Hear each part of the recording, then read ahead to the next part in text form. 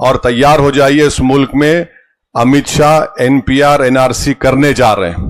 آپ دیکھ لیجئے، پہلے انہوں نے کہا کہ بنگال کے مسلمانوں کو اٹھا کر بنگلہ دیش میں پھینک دیا، اب کہہ رہے ہیں کہ آبادی بڑھ رہی ہے۔ اتنے جھوٹے ہیں یہ لوگ۔ کہہ دیے کہ آپ اپنی جائیداد کو بچیوں کا حق مار کر وقف نہیں کر سکتے۔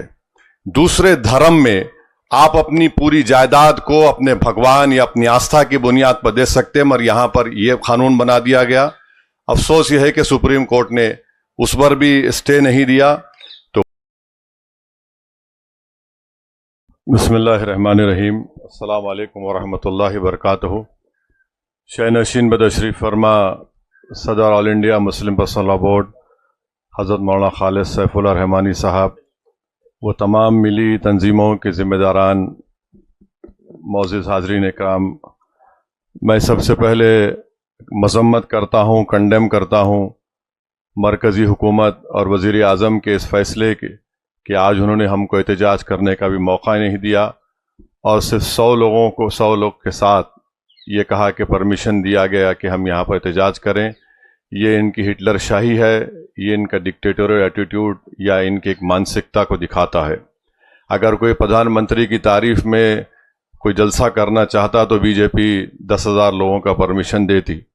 دوسری بات یہ ہے کہ ہم کو بڑی مایوسی ہوئی اور جو سپریم کورٹ میں جو انٹرم آرڈر آیا وہ یقیناً وقف کی جائیدادوں کو بچا نہیں پائے گا، کیونکہ آپ جانتے ہیں کہ جو انٹرم آرڈر ہے وہ صرف سیکشن 3C جو کلیکٹر کو اجازت تھی اس کے اوپر کسی حد تک روک تھام لگائی گئی۔ 5 سال کا جو لزوم ہے کہ اس کو مسلمان ثابت ہونا، کورٹ نے کہا کہ رول بنائے جائیں، تو وہ ایک کنڈیشنل سٹے ہے۔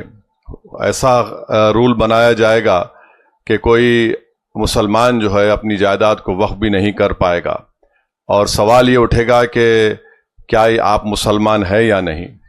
دوسری بات یہ ہے کہ ہم لوگ خوش نہ ہوں کہ سیکشن 3C پر روک لگ گئی۔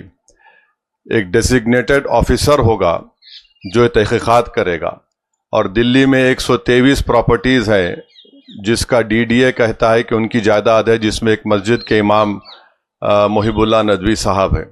تو آپ لکھ کر رکھ لیجئے کہ ان 123 پراپرٹیز پر بھی بھارت کے وزیر اعظم کی نظر ہے کہ کیسا اس کو حاصل کیا جائے ایک ڈیزگنیٹڈ آفیسر سے۔ تیسری بات یہ ہے کہ آثار قدیمہ ASI کے تحت آپ سچر کمیٹی اٹھا کر پڑھیے، 170 پراپرٹیز سچر کمیٹی نے لکھا اپنی رپورٹ میں جو وقف کی ہیں، آثار قدیمہ کے ماتحت ہیں، ان کا قبضہ ہے، یہ انکروچر لکھا ہوا ہے ورڈ۔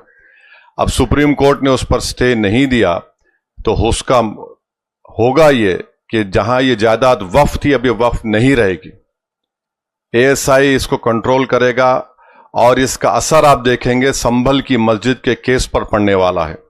اور جو موجودہ درگاہیں، خانقاہیں، مساجد پروٹیکٹڈ مونیومنٹ ہے ASI میں، ہو سکتا ہے کہ شرارت کرے وہاں پر کہ آپ صرف جمعے کی نماز پڑھیے یا عرس مت کریے، عمارت فلاں ہے، ایسی ہے۔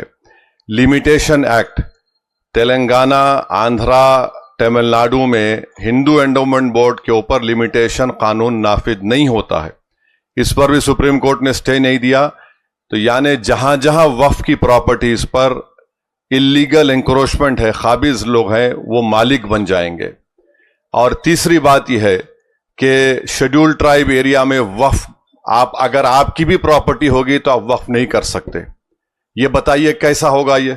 اگر کوئی مسلمان قانونی طور پر شیڈول ٹرائب ہو سکتا ہے تو جائیداد اگر اس کی ہے اور وقف نہیں کرے گا تو کیا یہ آرٹیکل 14 بولیے، آرٹیکل 15 بولیے، 26 بولیے، 29 بولیے، اس کا وائلیشن نہیں ہے؟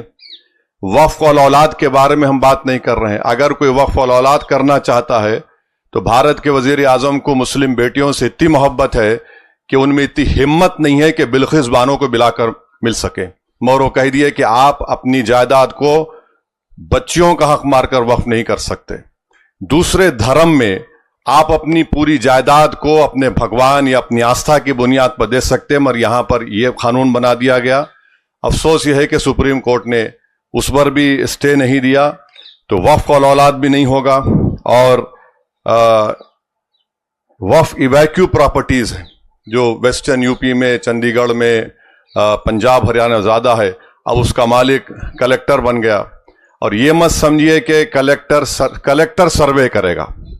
اب جب کلیکٹر سروے کرے گا تو کلیکٹر ریاستی حکومت کے ماتحت کام کرتا ہے، اور کلیکٹر ایسا سروے کر کے بولے گا یہ پراپرٹی نہیں ہے وقف کی.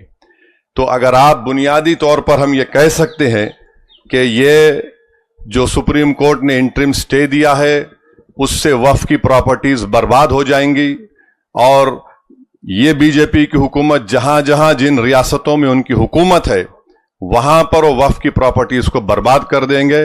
اور حیرت انگیز بات یہ ہے کہ پارلیمنٹ میں ڈیبیٹ سے 10 منٹ پہلے لوک سبھا میں 4 سے 5 امینڈمنٹس پیش کیے گئے اسپیکر کی اجازت سے. اس میں شیڈول ٹرائب کا تھا، ٹرسٹ کا تھا. نے ٹرسٹ اس لیے بنایا گیا کہ اب کوئی پراپرٹی بامبے ٹرسٹ ایکٹ کے تحت وقف ہے، تو مودی نے کہا کہ میرے دوست کو بچانا ہے. انہوں نے ایک یتیم خانے پر اپنا عالیشان محل بنایا ہے، تو انہوں نے کہا کہ اب ٹرسٹ جو پہلے بنایا گیا اور اب بنایا جائے گا وقف کی پراپرٹی نہیں ہوگی. تو یہ پورا ایک منصوبہ بند طریقے سے مسلمانوں کی مساجد کو، وقف کی جائیدادوں کو چھیننے کے لیے یہ قانون بنایا گیا. ہم یقیناً امید کر رہے تھے کہ سپریم کورٹ کی یہ 3 ججز کی بینچ ان تمام متنازعات اور اللیگل انکانسٹیٹیوشنل امینڈمنٹس پر روک لگائے گی، مگر ایک اس میں اطمینان یہ ہے کہ یہ انٹرم آرڈر ہے، مگر اب یہ نہیں معلوم کہ کب سپریم کورٹ دوبارہ اس کی سنوائی کرے گا، وہ ان کا رائٹ ہے. تو یہ وقف کو نقصان پہنچانے کا قانون بنایا گیا. ہم کو اپنی لڑائی کو جاری رکھنا ہے، پیچھے نہیں ہٹنا ہے، نہ ہم کو مایوس ہونے کی ضرورت ہے، بلکہ ہم کو اپنی لڑائی قانون کے دائرے میں رہ کر احتجاجی طور پر لڑنے کی ضرورت ہے، سیاسی طور پر لڑنے کی ضرورت ہے. بلکہ میں تو کہوں گا کہ مساجد میں ہر جمعے کے دن جتنے امام ہیں جو خطبہ یا اس سے پہلے واعظ کرتے ہیں، بیان کرتے ہیں، ان کو اس کے بارے میں بولتے رہنا چاہیے.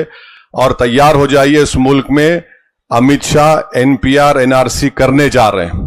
آپ دیکھ لیجئے، پہلے انہوں نے کہا کہ بنگال کے مسلمانوں کو اٹھا کر بنگلہ دیش میں پھینک دیا، اب کہہ رہے ہیں کہ آبادی بڑھ رہی ہے. اتنے جھوٹے ہیں یہ لوگ کہ 1951 سے لے کر 2011 تک مسلمانوں کا پاپولیشن صرف 4.4 بڑھا. اور ہوم منسٹر رہے تھے امت شاہ، کہتے ہیں آسام کی مثال. ارے آسام کو سے ناگالینڈ بنا، میگھالیہ بنا، اروناچل بنا. اگر کسی کی آبادی 100 ہے، 100 میں اگر 10 لوگ اضافہ ہوئے تو 10% بولیں گے. اگر کسی کی آبادی 10 ہے، اس میں 10 لوگ بڑھ گئے تو 100%.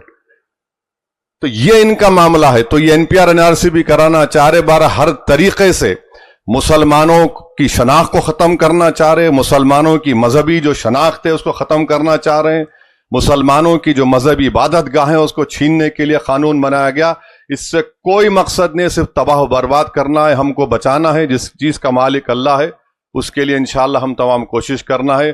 پرسنل لاء بورڈ کے ساتھ ہم تھے اور رہیں گے انشاءاللہ تعالی. آج 100 یہاں پر جمع ہے، میں لکھ کے دے رہا ہوں وزیر اعظم، انشاءاللہ تعالی ایک وقت آئے گا یہاں پر 2 لاکھ لوگ جمع ہوں گے تمہارے اس کالے قانون کے خلاف.